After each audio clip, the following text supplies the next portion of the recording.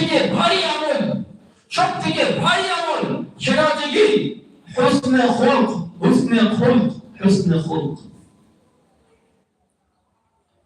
মুসনাদ আহমদ এই হাদিসটা তিরমিজিতে এসেছে, হাসান আবু তিরমিজি, ইমাম তিরমিজি রাহিমাহুল্লাহ হাদিসটাকে হাসান বলেছেন।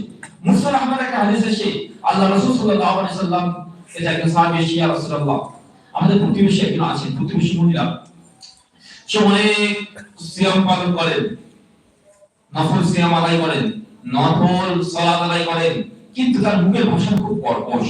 কি মুখের ভাষা খুব কর্কশ, লোকের সঙ্গে ঝগড়াঝাটি করে, তুচ্ছা করে, অনেক হেয় তুচ্ছ করে, তার ব্যবহারটা ভালো নয়। আল্লাহ রাসূল সাল্লাল্লাহু আলাইহি ওয়াসাল্লাম বলেছেন ইয়া বিন্নার, সে জাহান্নামী।